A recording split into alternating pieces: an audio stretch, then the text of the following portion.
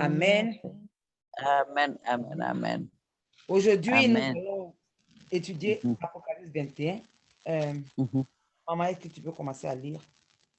Bon, Apocalypse 21. Je lis au nom de Jésus-Christ notre Seigneur. Amen. Puis je vis un nouveau ciel et une nouvelle terre. Yes. Car le premier ciel et la première terre avaient disparu et la mer n'était plus. Et je vis descendre du ciel, d'auprès de Dieu, la ville sainte, la nouvelle Jérusalem, préparée comme une épouse qui s'est parée pour son époux.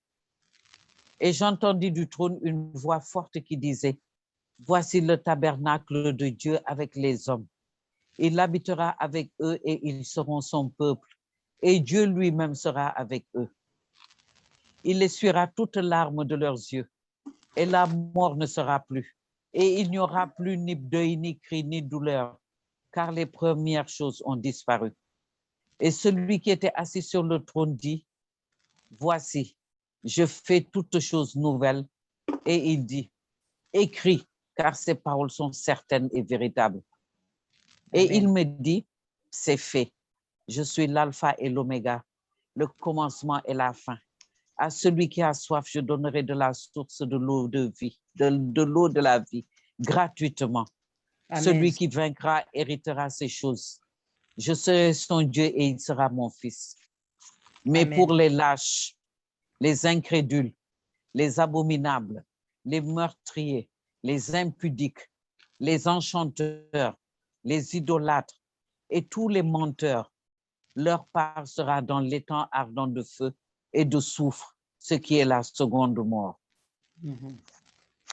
Puis, un des 7 anges qui tenait les 7 coupes remplies des 7 derniers fléaux vint, et il m'adressa la parole en disant, « Viens, je te montrerai l'épouse, la femme de l'agneau. » Et il me transporta en esprit sur une grande et haute montagne, et il me montra la ville sainte, Jérusalem, qui descendait du ciel d'auprès de Dieu, ayant la gloire de Dieu. Son éclat était semblable à celui d'une pierre très précieuse, d'une pierre de jaspe, transparente comme du cristal. Elle avait une grande et haute muraille. Elle avait 12 portes et sur les 12 portes 12 anges et des noms écrits, ceux des 12 tribus des fils d'Israël. À l'Orient 3 portes, au nord 3 portes, au midi 3 portes et à l'Occident 3 portes. La muraille de la ville avait 12 fondements et sur eux les 12 noms des 12 apôtres de l'agneau. Celui qui me parlait avait pour mesure un roseau d'or, afin de mesurer la ville, ses portes et sa muraille. La ville avait la forme d'un carré et sa longueur était égale à sa largeur. Il mesura la ville avec le roseau et trouva 12 000 stades. La longueur, la largeur et la hauteur en étaient égales. Il mesura la muraille et trouva 144 coudées, mesure d'homme, qui était celle de l'ange. La muraille était construite en jaspe et la ville était d'or pur, semblable à du verre pur. Les fondements de la muraille de la ville étaient ornés de pierres précieuses, de toute espèce. Le premier fondement était de jaspe, le second de saphir, le troisième de chalcédoine, le quatrième d'émeraude, le cinquième de sardonyx, le sixième de sardoine, le septième de chrysolite, le huitième de béryl, le neuvième de topaze, le 10e de chrysoprase, le 11e de d'hyacinthe, le 12e d'améthyste. Les 12 portes étaient 12 perles. Chaque porte était d'une seule perle. La place de la ville était d'or pur, comme du verre transparent. Je ne vis point de temple dans la ville, car le Seigneur Dieu Tout-Puissant est son temple, ainsi que l'agneau. La ville n'a besoin ni du soleil ni de la lune pour l'éclairer, car la gloire de Dieu l'éclaire et l'agneau est son flambeau. Les nations marcheront à sa lumière et les rois de la terre y apporteront leur gloire. Ses portes ne se fermeront point le jour, car là, il n'y aura point de nuit. On y apportera la gloire et l'honneur des nations. Il n'entrera chez elle rien de souillé, ni personne qui se livre à l'abomination et au mensonge. Il n'entrera que ceux qui sont inscrits dans le livre de vie de l'agneau. Amen, amen, amen. Amen, amen, amen. Merci, ma sœur. Que le Seigneur bénisse la lecture de sa parole. Donc, nous allons commencer encore l'explication. Rappelez-vous encore que c'est chacun, c'est entre nous qu'on est en train d'apprendre ensemble. Nous sommes en train d'apprendre ensemble. Donc, s'il y a quelqu'un qui a quelque chose à dire, chaque fois, dites-nous ce qui vous a touché. Chacun va expliquer comme l'Esprit de Dieu nous met cela en esprit. Amen. Amen. Le premier verset dit, on peut recommencer avec le premier verset. Au nom de Jésus-Christ, je lis. Puis Amen. je vis un nouveau ciel et une nouvelle terre, car le premier ciel et la première terre avaient disparu et la mer n'était plus. Amen. Amen, amen, amen. Si vous vous rappelez, hier, nous avions fini avec Apocalypse 20 et nous avions dit que Satan avait été lié pendant la disparition du royaume, n'est-ce pas? On avait dit qu'il avait été lié et puis à la fin, il avait été délié. Il avait été lié pendant 1000 ans et après les 1000 ans, il avait été délié et il avait réussi à amener beaucoup de personnes à se lever contre Dieu. Et on avait parlé de, comment on appelle ça? On avait parlé du règne pendant les 1000 ans. Comment ce serait nous qui allions revenir avec le Seigneur Jésus et tout ce qui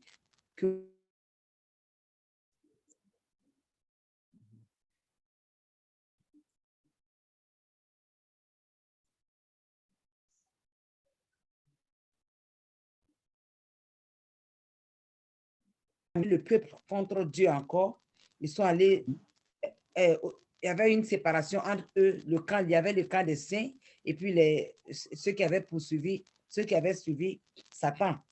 Et ils voulaient faire une autre guerre pour la guerre, mais Dieu a fait tomber le feu pour les détruire tous. Et après cela, Satan lui-même, il avait été jeté dans les temps de feu. Et c'est après ça qu'il y a eu le jugement, le grand trône blanc du jugement. Et c'était fait pour les gens de la seconde résurrection, qui étaient tous des pécheurs, des gens qui n'avaient pas connu Jésus. Et on avait vu que tous les morts sont venus.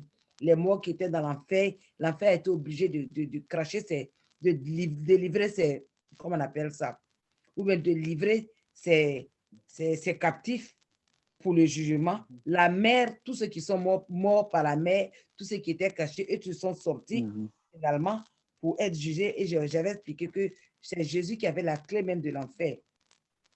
Donc, quand le temps est venu pour juger tout le monde, et tous étaient obligés de les laisser, tous ceux qu'ils avaient pris comme captifs pour être dirigés, pour être, pas dirigés, pour être jugés. Et on avait expliqué que tout cela, c'était des impies, des gens qui n'avaient pas voulu suivre le Seigneur Jésus. Et donc, ce jugement-là était là, c'est de cela on avait parlé, et on a dit que ceux qui n'avaient pas été trouvés dans le livre de vie, eux tous ont été jetés, ils ont été jetés dans les temps de feu. Et que quiconque ne fut pas trouvé écrit dans le livre de vie, comme on a dit, eux tous, leur place était finalement les temps de feu. Et donc, c'est la suite qu'on est en train de voir. Après donc que le Seigneur ait fait ce grand travail de jugement pour enlever tout ce qui est pourri, tout ce qui est sale, voilà maintenant que le nouveau ciel va descendre. N'est-ce pas? L'apôtre Jean va commencer à voir maintenant un nouveau ciel et puis une nouvelle terre. Il a dit, je vis un nouveau ciel et une nouvelle terre. Et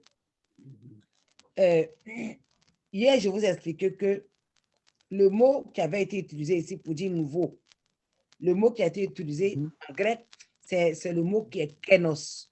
Kénos, et ça signifie frais. Vous voyez?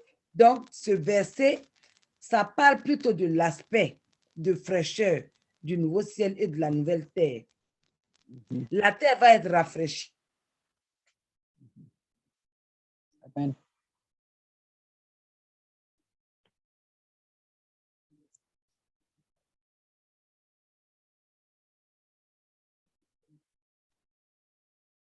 La disparition que la personne là, cette chose-là, on ne va plus jamais voir ça.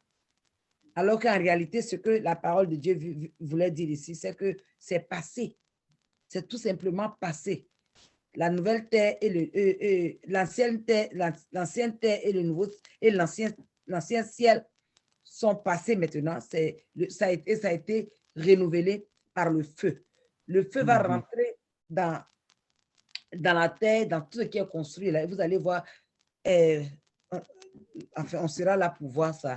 Tout va, on verra les choses disparaître par le feu. Beaucoup de choses vont carrément disparaître parce que la plupart des choses que nous, on voit lorsqu'on on regarde, ce sont des choses qui ont été créées par Satan.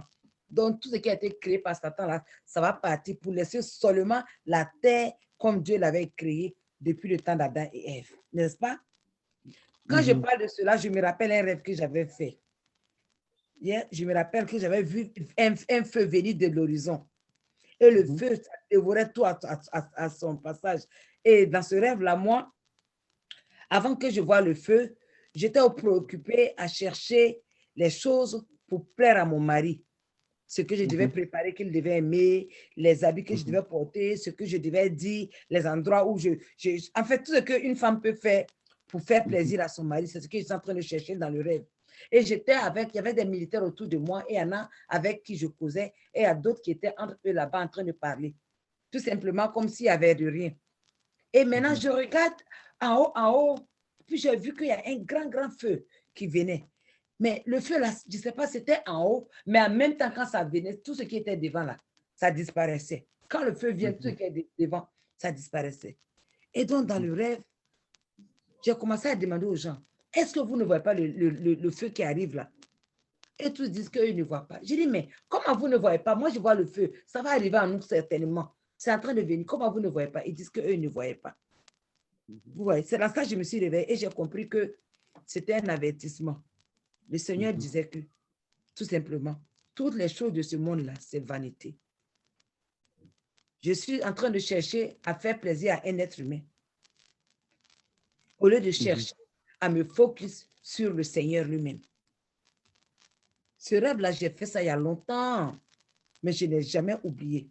Et donc, j'ai compris qu'on doit plutôt chercher à passer notre temps à faire ce qui va plaire à Dieu. Parce que tout ce que nous voyons là, ça va passer, ça n'a pas de valeur réellement. Donc, à quoi ça sert de mettre tout notre focus sur des choses qui vont être détruites? Arrêtons de passer notre temps à protéger et à chercher à nourrir, et à chercher à nourrir les choses qui ne sont pas éternelles. Vous voyez, non? Chercher à avoir beaucoup d'argent dans les banques, chercher à avoir son corps d'une certaine façon. Comme, je sais que vous savez de quoi je parle. Les vanités, tout ce qui est vanité là. Toutes les choses de ce monde-là, c'est vanité.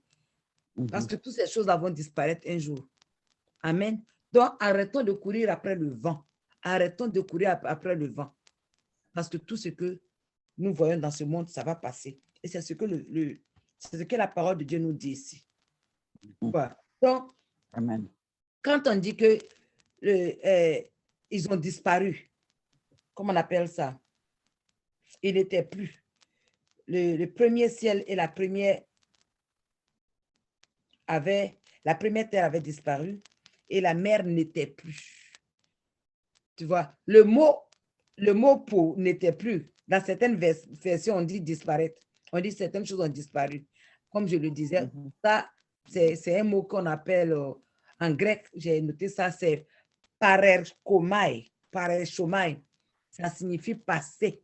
Ça signifie passer. Et cette phrase, ça ne signifie donc pas que la terre et le ciel vont disparaître, comme certaines personnes l'interprètent. C'est tout simplement pour dire que le ciel et la terre vont passer d'une condition à une autre. c'est-à-dire de la condition souillée à la condition purifiée, de la condition sale à la condition rénovée. Cette terre-là, ce sera ainsi. N'oublions pas que pendant ce moment déjà, hein, tout ce qui était mauvais était déjà mort. Et ça avait été le feu. Et comme je vous ai dit hier, je pense que pendant cette période-là, nous, les enfants de Dieu, on serait déjà dans notre état glorieux, dans notre état éternel, n'est-ce pas? Je me dis que Dieu va nous protéger d'une façon supernaturelle pendant qu'on fait ce travail-là, n'est-ce pas? Et puis, Amen. Si on veut regarder Luc 21, verset 33, on va voir que c'est le même mot par chômaï là, par chômaï qui a été utilisé dans Luc 21, 33 pour dire que le ciel et la terre ne passeront, comment on appelle ça? Le ciel et la terre passeront, mais mes paroles ne passeront pas. Mais mes paroles ne passeront pas. C'est exactement le même mot qui a été utilisé. En fait, ce n'est même pas la peine de lire, je viens de lire. Luc 21, verset 33. Oui, c'est ça. C'est ça, non? Amen. Le ciel et la terre passeront, mais mes paroles ne passeront pas. Et c'est le même mot qui a été utilisé. Amen. Donc, pour simplement dire que le ciel et la terre vont être rénovés. Regardons encore 2 Pierre 3, verset 13. 2 Pierre 3, verset 13. 2 Pierre 3, verset 13. J'espère que je ne me suis pas trompée encore. Je dis au nom de Jésus-Christ. Mais nous attendons, selon sa promesse, de nouveaux cieux et une nouvelle terre où la justice habitera. Amen. Attends, 2 Pierre 3. 3, verset 13. Il y a 2 Pierre 3. Attends. Tu as commencé à lire à partir du verset 13. Je voulais dire, prends le verset 10. C'est le verset à partir 10. Du verset 10. Yes, à partir du verset 10. Je lis au nom de Jésus-Christ. Le jour du Seigneur viendra comme un voleur. Amen. En ce jour, les cieux passeront avec fracas. Les éléments embrasés se dissoudront et la terre avec les œuvres qu'elle renferme sera consumée. Puisque donc toutes ces choses doivent se dissoudre, qu'elles ne doivent pas être la sainteté de votre conduite et votre piété. Tandis que vous attendez et hâtez l'avènement du jour de Dieu, à cause duquel les cieux enflammés se dissoudront et les éléments embrasés se fondront.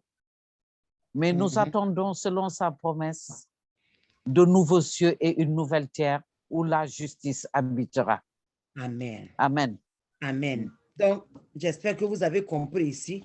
Parce que, en fait, ce que ça signifie, ça veut dire, c'est que puisque le ciel et la terre seront rénovés par le feu, il y a certaines versions de la Bible qui disent ça de cette façon. Tu vois, dans leur ancienne condition, contaminée par la chute ne va plus être. Alléluia. Amen. Tout péché sera éliminé de la terre en permanence. C'est ce que ça signifie. Amen. Maintenant, lisons Psaume 102, versets 25 et 26. Psaume 102. Psaume 102. Versets 25 et 26. 102. Psaume 102. OK. Le verset 25 et 26. 25 et 26. Je lis au nom de Jésus-Christ. Yeah. Tu as anciennement tu as anciennement fondé la terre et les cieux sont l'ouvrage de tes mains. Yes. Ils périront, mais tu subsisteras. Ils s'useront tous comme un vêtement. Tu les changeras comme un habit et ils seront changés. Amen. Amen. Vous voyez, non? C'est bien dit ici, non? Tu les changeras comme un habit et ils seront changés. C'est un changement, c'est une modification. Amen. Donc, faisons attention aux mots qui sont utilisés. Souvent, c'est important de voir le mot original dans la langue originale qui avait été utilisée. Et on verra. Mais dans tous les cas, on trouvera toujours un autre verset qui explique, tout comme le 102 là, le psaume 102. Dieu va les changer et ils seront changés. Amen. Maintenant, Amen. regardons Ésaïe 65, verset 17. Ésaïe 65, verset 17. Isaïe 65. Verset 17. Qu'est-ce qui est arrivé à ma Bible là? Quelque chose. Isaïe 65, le verset 17.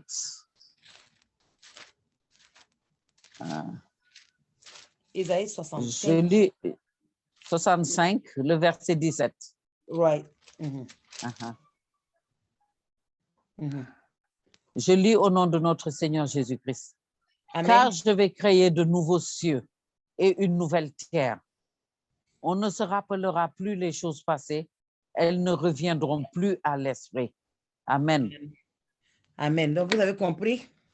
Oui. C'est de nouvelles, il va créer de nouveaux cieux et une nouvelle terre. Ce qu'il veut dire.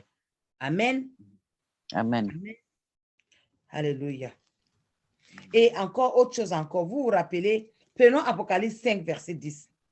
Apocalypse 5, verset 10, nous allons voir quelque chose. Parce que la Bible ne se contredit pas, OK? Apocalypse 5, verset 10. Amen. Au nom de Jésus-Christ. Amen. Tu as fait d'eux un royaume et des sacrificateurs pour notre Dieu, et ils régneront sur la terre. Où est-ce qu'ils vont régner? Amen. Ils vont Sur régner la terre. sur la terre. Donc la terre existera toujours. Amen. Amen. Seulement, elle va devenir purifiée. Elle va être changée. Elle Une va nouvelle terre. Amen. Maintenant, Amen. J'espère que maintenant c'est assez clair. On peut aller au verset suivant. La dernière partie du verset 1er. Alléluia. Au nom de Jésus-Christ. Au nom de Jésus. Ça dit maintenant, et la mer n'était plus. N'était plus. La mer n'était plus. Je voulais nous dire que les scientifiques ont prouvé que les océans couvrent 3/4 de la Terre. Imaginez 3/4 de la Terre, comment est-ce que ça peut ne plus être si ce n'est pas la main de Dieu? Tu vois, mais cela ne signifie pas que dans le nouveau ciel, si elle est dans la nouvelle terre, il n'y aura pas d'eau. Hein. Vous savez pourquoi non? Parce que il y a une eau, il y a un fleuve qui vient du trône de Dieu. Oui. Ça va exister. Donc, comprenons que cela ne signifie pas quand on dit la mer n'était plus, la mer telle qu'elle est actuellement. Et les flaques d'eau, les lacs, tous les océans qu'on voit tels que ça est actuellement, ça ne va plus exister. Ceux-là, ils vont partir. Je ne sais pas comment ils vont partir, mais une chose est sûre, Dieu sait comment il va le faire. Parce que pour ceux, quand tu lis Apocalypse 22, allons-y, lis Apocalypse 22, verset 1, on va voir qu'il s'agit, il y a une nouvelle, il y a une eau qui sera dans la nouvelle Jérusalem. Je lis au nom de Jésus-Christ. Et il me montra un fleuve d'eau de la vie, limpide, comme du cristal qui sortait du trône de Dieu et de l'agneau. Amen. Amen. Donc, c'est de cette eau-là que nous allons nous abreuver désormais. C'est cette eau-là qui sera là. Amen. Amen. Je crois que le premier verset est bien expliqué. Quelqu'un a-t-il quelque chose à dire par rapport à cela? Ah, ça, c'est bien compris. Gloire à Jésus. Maintenant, on va lire le deuxième verset. Je lis au nom de notre Seigneur Jésus-Christ. Et je vis descendre du ciel, d'auprès de Dieu, la ville sainte, la nouvelle Jérusalem, préparée comme une épouse qui s'est parée pour son époux. Amen. Amen. Amen.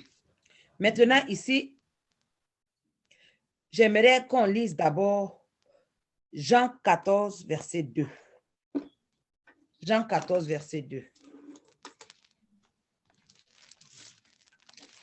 Excusez-moi.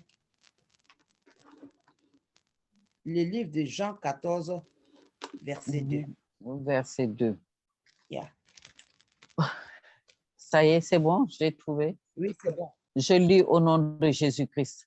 Il y a plusieurs demeures dans la maison de mon Père. Si cela n'était pas, je vous l'aurais dit.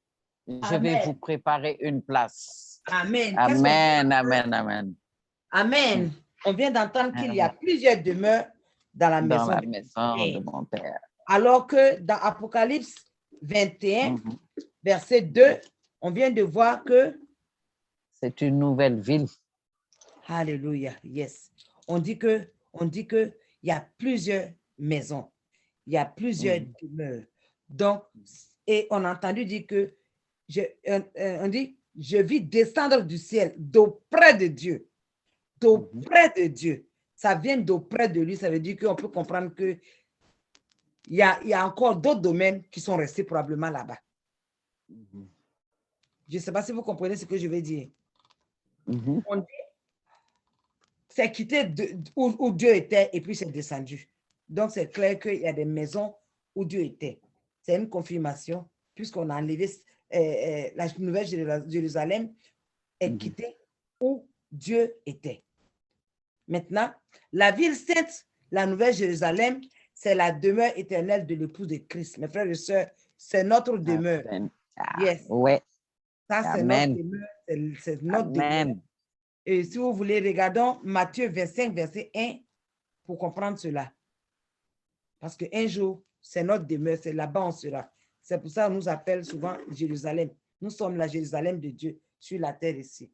On peut lire Matthieu 25, verset 1 à 13. Je lis au nom de Jésus-Christ. Amen. Alors le royaume des cieux sera semblable à 10 vierges qui, ayant pris leur lampe, allèrent à la rencontre de l'époux. 5 d'entre elles étaient folles et 5 sages. Les folles, en prenant leur lampe, ne prirent point d'huile avec elles. Mais les sages prirent avec leur lampe de l'huile dans des vases. Comme l'époux tardait, toutes s'assoupirent et s'endormirent.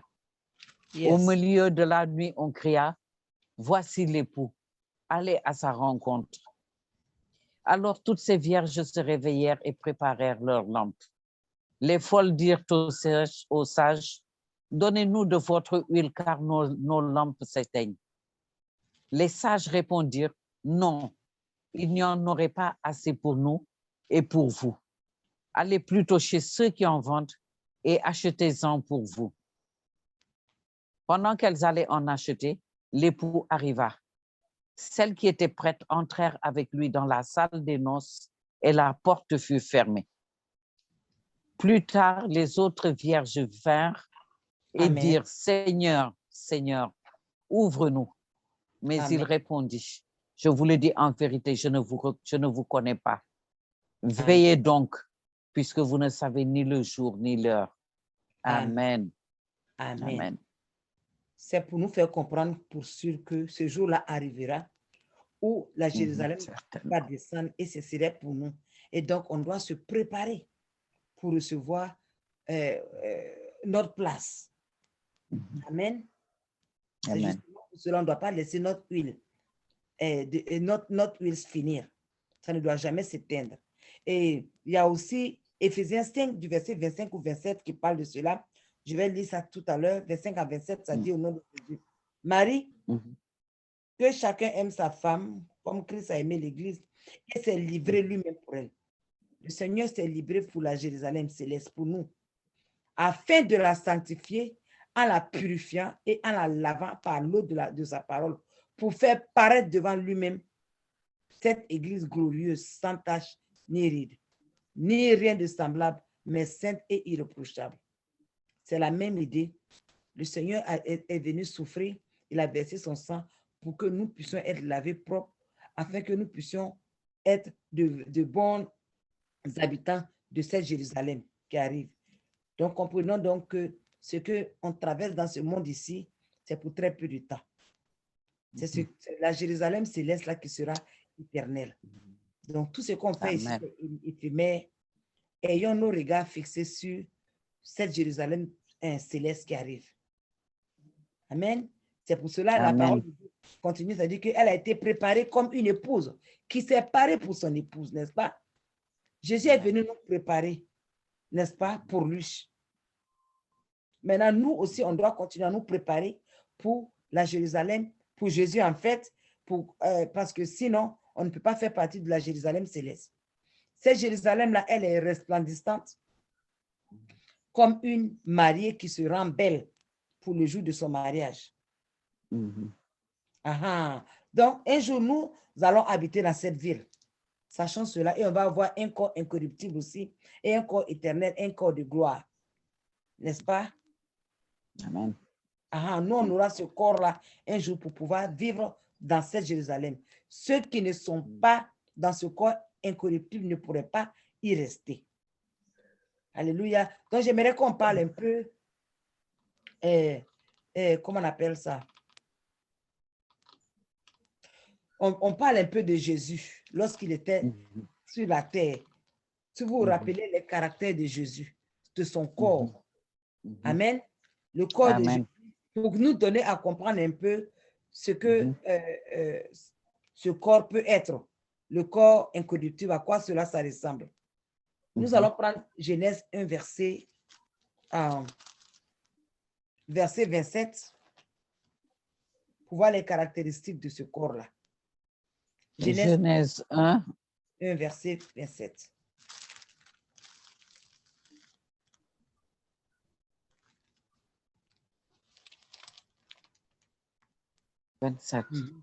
Yes. Je lis au nom de Jésus-Christ. Dieu créa l'homme à son image. Il le créa à l'image de Dieu. Il créa l'homme et la femme. Amen. Amen. Voilà. Donc, notre corps va revenir comme l'image de Dieu que Dieu avait créé depuis longtemps. N'est-ce pas? Oui. C'est comme Dieu nous a créé là. C'est à cela qu'on va revenir. Maintenant, nous allons lire encore Romains 8. Romains 8, verset 29 à 30. Romains 8, verset 29 à 30. Romains 8. Verset 29 à 30. 29 à 30. Au nom de Jésus-Christ, je lis. Car Alléluia. ceux qu'il a connus d'avance, Yes. il les a aussi prédestinés à être semblables à l'image de son Fils, afin que son Fils fût le premier-né entre plusieurs frères. Et ceux qu'il a prédestinés, il les a aussi appelés. Et ceux qu'il a appelés, il les a aussi justifiés. Et ceux qu'il a justifiés, il les a aussi glorifiés. Amen. Amen. Donc, notre image, c'est une image qui est glorifiée. Parce que le Seigneur nous a prédestinés pour cela. Il nous a donné une image de gloire. Sa gloire qu'on cherche, on veut ressembler à lui. On ressemble déjà à lui. Mais à cause de la chair et du péché et de ce monde-là, on ne peut pas le voir. Mais lorsque ce corps-là va mourir, ou bien lorsque ce corps-là va avoir à être ressuscité, lorsque le Seigneur Jésus va venir, on aura un corps qui sera glorifié. Notre corps va revenir à la création que Dieu avait faite. J'aime insister là-dessus parce que quand Jésus était dans ce monde, quand il est mort, il est ressuscité, il est revenu avec ce corps glorieux. Vous vous rappelez, non? Oui, oui. Il était sur cette terre avec ce corps glorieux. Et pendant ce moment-là, ce corps-là, il était capable de manger, n'est-ce pas? On va le voir dans Luc 24, verset 41 à 44. Luc 24. Luc 24. Yes.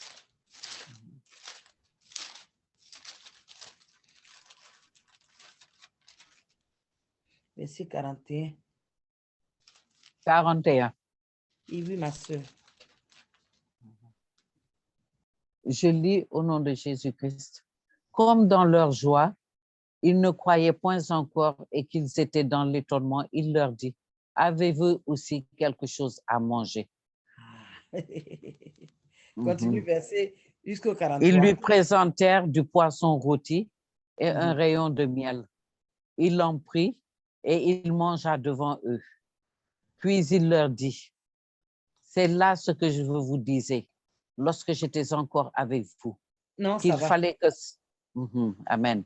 Il fallait arrêter au 43. Amen. Mhm. Donc, pour voir que même dans ce corps-là, nous devons nous attendre aussi à pouvoir manger.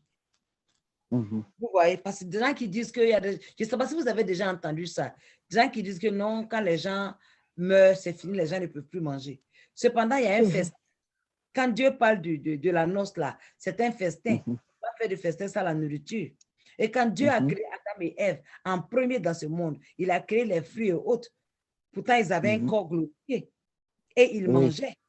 Donc, comprenons que les fruits qui existaient, ça aidait à développer ce corps-là, à rendre ce corps-là encore plus beau, encore plus glorieux. Ce n'est pas comme les fruits de maintenant qui ont été empoisonnés. Donc, c'est un nouveau jardin qui va descendre, un monde qui sera rénové.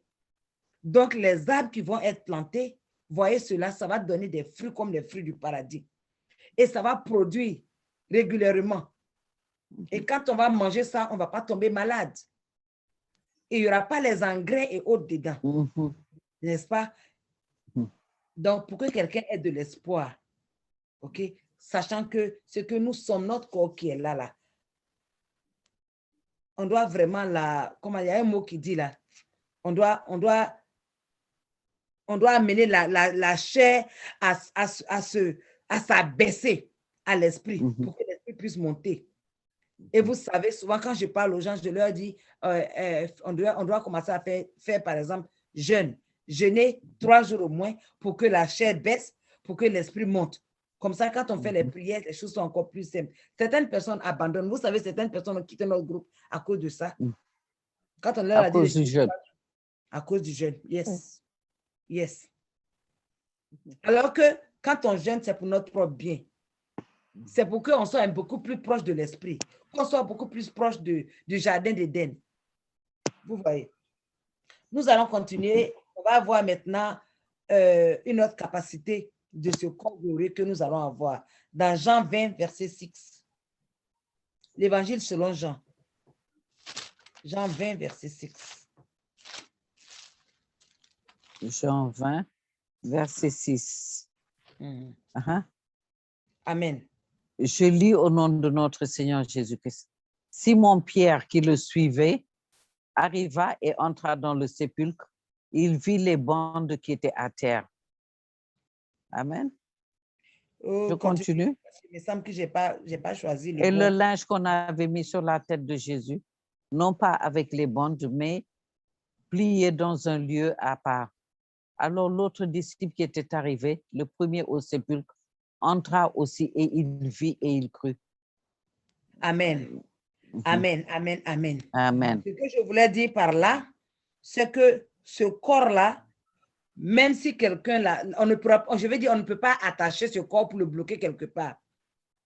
Ce corps-là peut se lever, même s'il y a des bandes, voilà, le corps est sorti des bandes. Les bandes sont sorties, c'était plié, c'était déposé là. Ce sera un corps à part. Vous voyez, les marabouts là et autres, non? Est-ce que vous avez déjà entendu que ces gens-là, souvent, ils disparaissent et puis ils apparaissent? Ah, comment ils font pour apparaître et puis disparaître? Comment? C'est parce que notre corps a cette capacité. C'est la même chose quand Jésus était dans le monde. Souvent, les gens cherchaient à l'attraper. On disait que Jésus disparaissait du milieu de la foule. On ne le retrouvait pas. Donc, on a tout ça en nous, mes frères et sœurs. Mais personne ne peut le faire. Mais actuellement, Satan donne ces choses, cette capacité-là à ceux qui le suivent, n'est-ce pas? Mais c'est après avoir tué des gens, après avoir fait des choses incroyables. Ouais. N'est-ce pas? Donc, d'ailleurs même, voyons Luc 24, verset 31. Ce sera un corps vraiment libre. Quand on dit, quand le Fils t'a affranchi, tu es réellement libre. C'est ce genre de corps-là qu'on va avoir.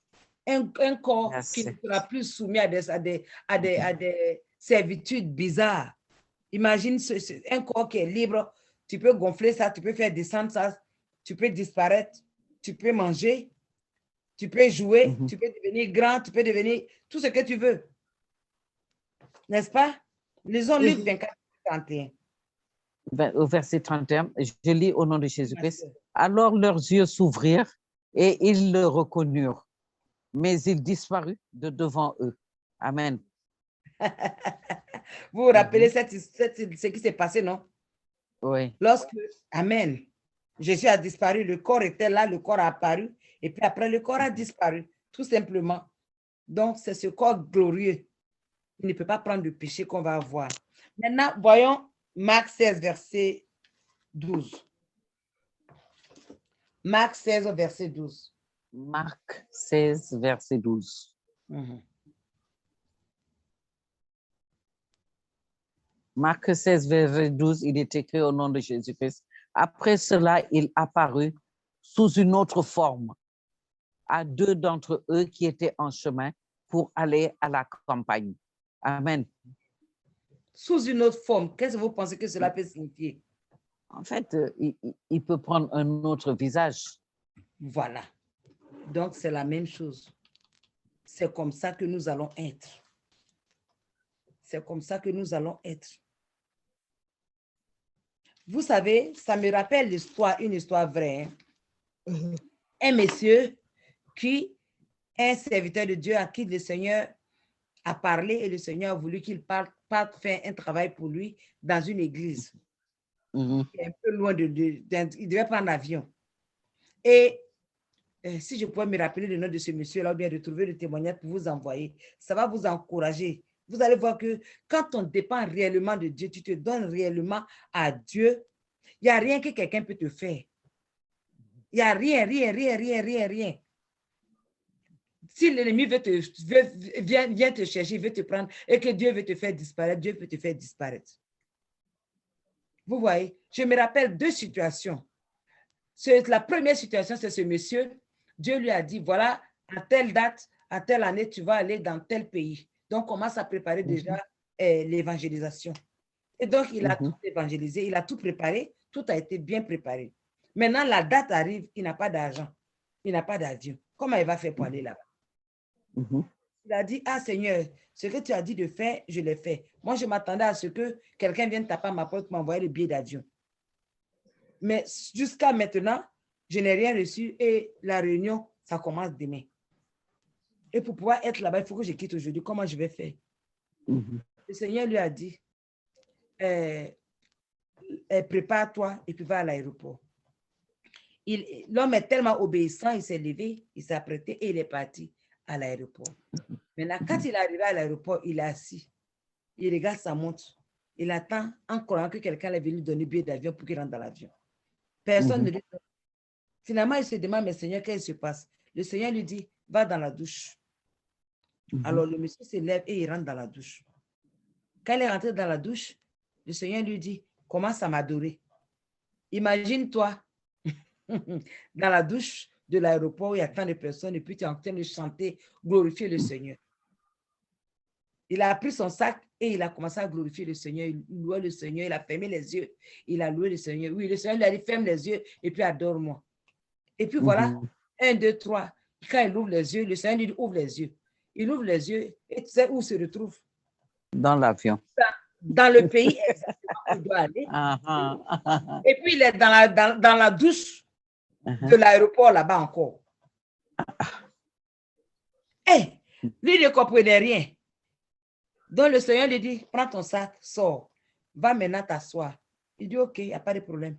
Maintenant, il ne connaît pas l'adresse, il ne connaît rien, il n'a pas d'argent, comment il va faire?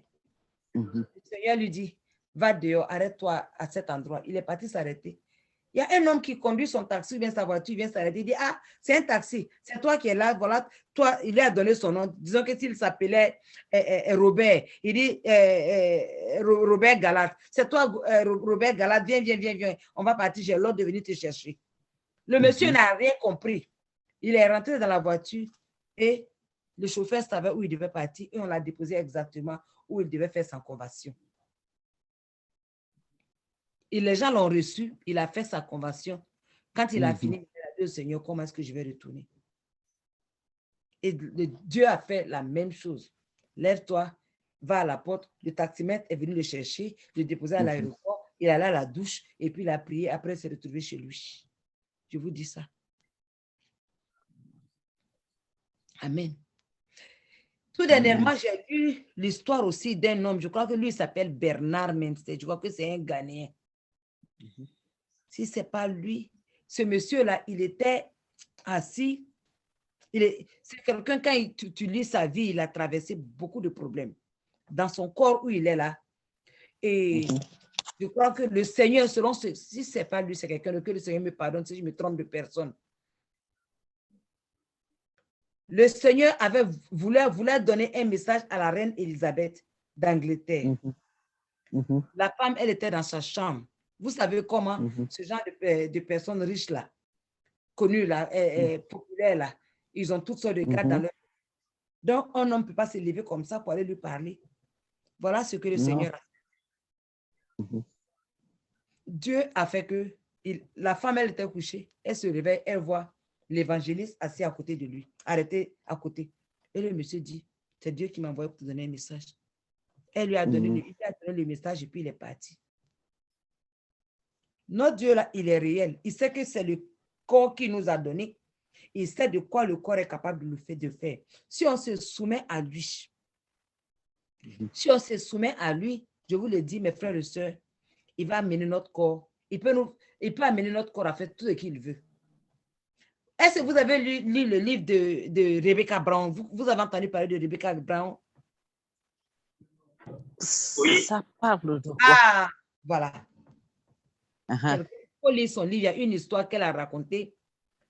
Il y a une femme, femme que l'ennemi voulait tuer. L'ennemi cherchait à tuer. L'ennemi est arrivé à prendre la femme là. Et donc, ils l'ont attachée et ils ont commencé à la torturer. Pendant qu'on la frappait, on la torturait, elle leur disait, donnez-vous à Jésus. Donnez-vous à Jésus. Parce que tout ce que vous faites là, ça ne sert à rien. Ça va vous amener à l'enfer. Vous êtes dans le mensonge, Satan est en train de vous tromper. Les gens continuaient à la frapper, ils vont couper son corps, ils faisaient tout pour que elle souffre et ils ne comprenaient pas pourquoi la femme ne souffrait pas. Elle leur a dit, parce que je ne sens absolument rien. C'est une histoire vraie. Si tu lis le livre, tu vas voir si tu n'as pas déjà vu. C'est un témoignage. Un témoignage vrai. Ah, ok. Elle a dit qu'elle ne ressentait absolument rien. Vous pouvez faire ce que vous voulez de ce corps, je ne sens absolument rien. Le Seigneur a tout enlevé. Absolument rien. Mais donnez-vous à Jésus. Voyez le cas de Stephen, le premier martyr. C'était comment ça on l'appelle? Étienne. En anglais, c'est Stephen. En anglais, c'est Stephen, mais en français, c'est Étienne. Étienne, oui. Quand il était en train de souffrir, les gens lui lançaient les pierres. Lui, il priait. Ah bon? Il priait, oui. Si Dieu n'a pas fait quelque chose, si Dieu ne t'a pas transformé, est-ce que on peut être en train de te lapider et puis tu n'es pas en train de crier, tu n'es pas en train de souffrir? Dieu l'avait déjà enlevé parce que, vous voyez, il voyait déjà le ciel. Oui. Il se retrouvait au ciel pendant qu'on le frappait. Oui. Ça veut dire que c'était son corps spirituel qui était là. Donc, ça ne ressentait rien. Mais les gens croyaient qu'on le faisait souffrir. Oui. Voyez les martyrs là. Moi, souvent, je suis étonnée quand je vois on tire certains martyrs. Ils sont seulement attachés, tu ne les entends pas, ils ne bougent pas, ils ne disent rien. On les tue et puis c'est fini. Moi, je me dis que Dieu fait quelque chose pendant ce moment spécial-là. Donc, prenons bien soin de nos corps. Donnons-nous à Jésus. Cherchons vraiment à vivre la vie de sainteté pour que notre corps soit irrépréhensible devant le Seigneur. Je vous dis, il va nous utiliser comme bon lui semble dans ce monde. Il peut te rendre tout ce qu'il veut. Comment est-ce que les sorciers se transforment en fourmis? Regardez le chat déjà. Le chat peut rentrer dans un trou aussi petit que mes doigts fermés. C'est pas si vous me voyez. Le chat peut se forcer pour entrer dedans. Et c'est Dieu qui a créé le chat.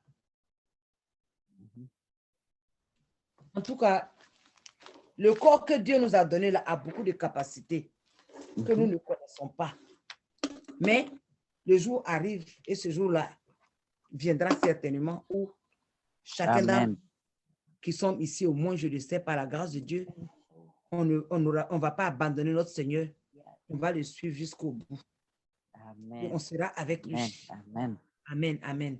La sœur Lynn veut savoir c'est quel livre. Il faut chercher les livres de Rebecca Brown. Elle s'appelle, je vais écrire le nom.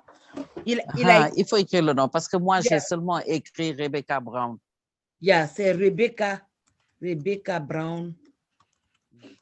C'est docteur Rebecca Brown. C'est un docteur encore. Hein. Si vous lisez son livre, vous allez dire, waouh. Son livre, là, ce n'est pas tout le monde qui peut lire. Hein. Vous devez prier avant de lire. Beaucoup de personnes ne peuvent pas lire ce livre. Amen. Yes. Le livre, c'est « Il est venu », mais vous n'allez même plus trouver ça. Oh. Il est venu. Peut-être qu'on va taper sur le... Pour sauver les captifs. Il y a un qui est là, qu'on appelle comme ça. Elle a un autre livre encore. Prepare for war. Se préparer, bien vous préparer pour la guerre, quelque chose comme ça. Mais moi, j'ai ça en anglais. Je me rappelle que la dernière fois, il y a quelques mois de cela, je parlais de ça à certaines personnes. Je leur disais de chercher ce livre-là pour pouvoir acheter. Ils ont cherché à l'ordinateur un seul de ce livre coûte plus de $200 maintenant. Parce qu'on a banni ça, la France a banni, les gens ne publient plus. Parce que ça a exposé tellement les choses de Satan. En tout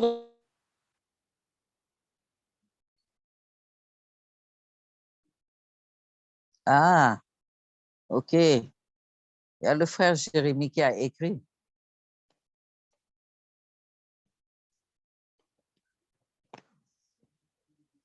Maman, il y a le frère Jérémie qui a écrit. C'est ce que je suis en train de lire. Oui. Donc, si, frère Jérémie, si tu peux leur donner à nos sœurs ou bien écrire ici le lien à ce YouTube-là, ce serait bien. Je vous encouragerai à lire, à écouter. Rebecca Brown. Cette dame, elle vit toujours. Hein. Elle existe toujours quelque part aux États-Unis. Et c'est Pasteur Christian qui a lu. Il faut aller lire. Si tu peux aller lire, il faut aller. Si tu peux oui. Il faut aller prendre ça seulement. C'est un livre. Moi, je l'ai. Je sais que j'ai le français, je sais que j'ai l'anglais, mais je ne sais pas où le français là se trouve. Sinon, moi-même, j'allais lire même sur ma chaîne YouTube que vous voyez. Ouais. J'allais lire ça un peu. Parce que c'est un livre merveilleux. C'est un livre de vérité. Je vous encourage vraiment à trouver ce livre-là. Que le Seigneur vous bénisse. Amen. Amen. Amen.